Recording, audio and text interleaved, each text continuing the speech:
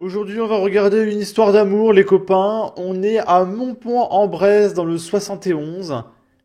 Il y a une militante du Rassemblement national, âgée de plus de 70 ans, qui va se marier avec un migrant tunisien sans papier sous OQTF, qui est de 40 ans son cadet. La justice ne s'y oppose pas. Les élus locaux alertent sur un mariage blanc. Et il y a Cro-Blanc qui nous partage la prophétie va enfin se réaliser. Et il nous partage l'affiche du film Ils sont vivants, un film de Jérémy Elkaïm. Et le film, il est ici. Synopsis. Veuve depuis peu, Béatrice vit avec son fils et sa mère.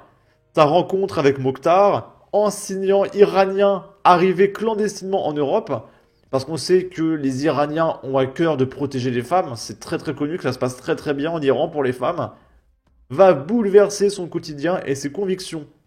Par amour pour lui, elle va devoir défier les préjugés très méchants de son entourage et les lois du Rassemblement national de son pays. C'est merveilleux. Et du coup, la réalité a enfin dépassé la fiction. Anne Trontin, maire de Montpont-en-Bresse, et Éric Michou, député UDR, Union des droites pour la République, ont tenu une conférence de presse ce lundi à Louhans pour dénoncer ce qu'ils estiment être un mariage blanc. L'homme ayant 40 ans de moins que la femme et qui est en situation irrégulière, la maire est tenue de procéder à la cérémonie prévue samedi, même à contre-cœur, car la justice n'envisage pas de s'opposer à ce mariage après enquête. C'est-à-dire que le mec, on sait que c'est un criminel, mais l'État, légalement, explique que c'est normal de le régulariser par la fraude du mariage, alors qu'ils savent très bien que c'est une fraude. C'est génial. C'est vraiment génial. Le député s'apprête à déposer 2 propositions de loi, dont une où une mère aurait le dernier mot dans ce genre d'affaires. Le couple, lui, brandit son amour comme seule et unique raison à ses noces, afin de vivre ensemble. Samedi, j'irai à reculons et sans écharpe. Ne décolère pas Anne Trontin, maire de Montpont-en-Bresse, obligée de célébrer samedi une union qu'elle estime être un mariage blanc. De base, on ne devrait pas marier des criminels. Ça veut dire que là, Mohamed Merah, il arrive, il peut se marier. Et l'État doit rien dire. Parce que c'est l'amour. C'est ça la France, en fait. Parce que voilà, Danielle, 75 ans, française et qui vote Rassemblement National, il n'y a aucune vanne, parti qu'elle a représenté déjà aux élections départementales, et pourtant épouse Fadi, qui est tunisien en situation irrégulière et sous OQTF, qui a 34 ans, 41 ans de moins qu'elle.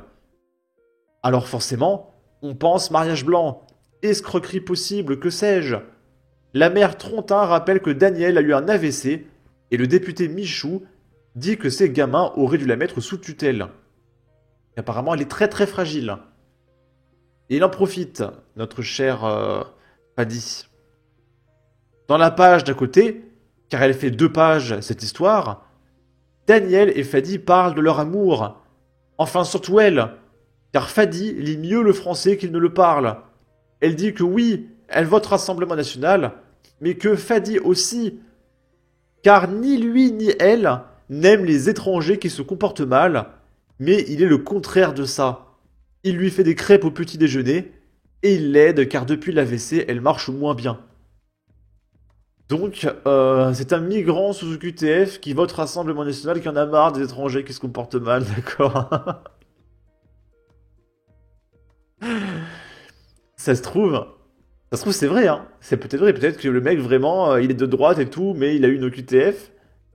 J'aimerais bien savoir pourquoi il a une OQTF. Mais voilà, elle est quand même spéciale cette affaire. Bon. Là, c'est Ercilia Soudé qui dénonce le fascisme du quotidien, dirigé par Yann Barthès. Parce que oui, pour la France insoumise, le quotidien, c'est déjà trop de droite. D'accord. Il n'y a aucune vanne, hein. De nouveaux enfants qui meurent, ils n'ont plus à manger, ils n'ont plus à boire. Chaque minute. Donc là, le quotidien lui demande, vous n'avez pas l'impression d'être un boulet pour votre parti? Et vous avez pas l'impression d'être un boulet pour le monde audiovisuel? Non. Pourquoi vous n'avez pas confiance aux journalistes? Madame, je suis fille de journaliste, donc a priori j'ai une certaine confiance en le monde du journalisme, mais pas en tout le monde. Ouais, elle a pas confiance aux médias de droite, comme le quotidien par exemple. Lisez les bons journaux, madame. Comment, pardon? Lisez les bons journaux, pas ceux des fascistes. Le Point, hier, a fait un grand papier sur vous. Ouais, lisez pas les médias de fascistes là comme le quotidien, France 2. Qui dit Ercilia Soudé, la LFI que personne n'ose défendre. Il a prononcé, il a demandé, et puis il s'est rétracté. Je pense que les seuls médias de gauche acceptables, c'est les médias qui sont directement financés par George Soros, genre Street Press. Et je vois pas d'autres médias de gauche en fait. Est-ce que Mediapart est considéré comme fasciste pour la LFI? Plus exactement, il a repris d'autres expressions. Ça c'est fantastique. Donc regardez, il y a Jean-Luc Mélenchon qui prend Ercilia dans ses bras et qui pleure et qui dit « Je me fais harceler par le quotidien ». Il a des doigts de lui faire un bisou, on dirait que c'est sa gamine, tu sais.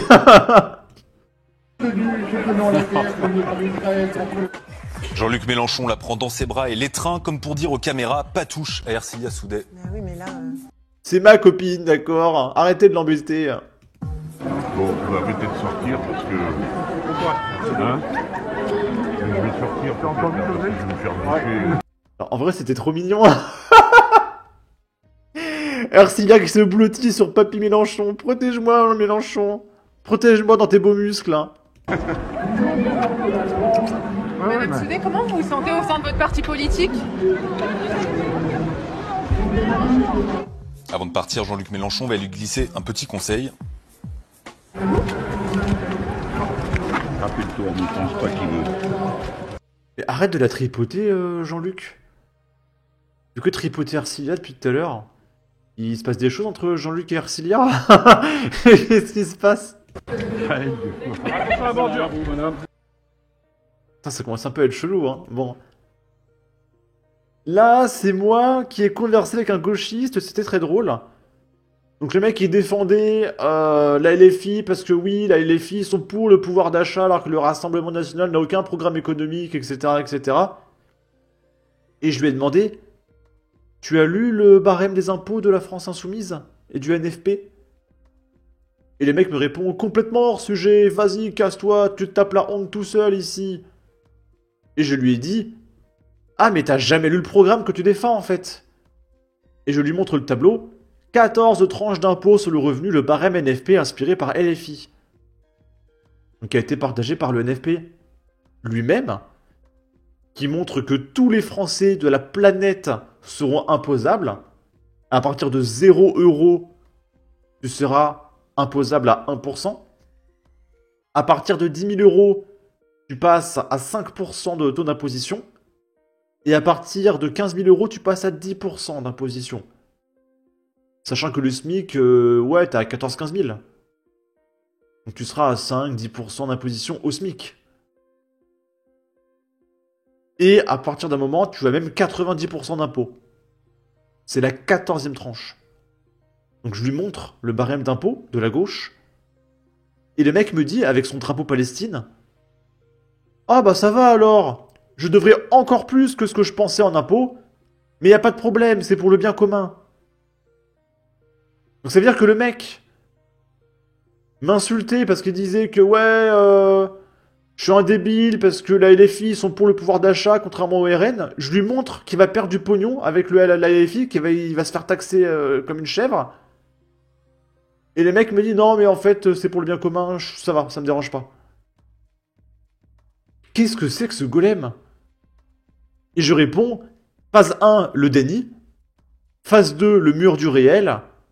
Phase 3, bon, c'est pas grave, j'accepte quand même les hausses d'imposition de la LFI car c'est pour le bien commun. Franchement, mais ce sont des idiots à la France Insoumise. Hein. Mais vraiment. Bon. Sur ce, n'hésitez pas à donner votre avis, votre opinion, à partager, liker, commenter, ça aidera au référencement de la vidéo sur YouTube. Abonnez-vous, suivez-moi sur Twitter, prenez soin de vous, salut!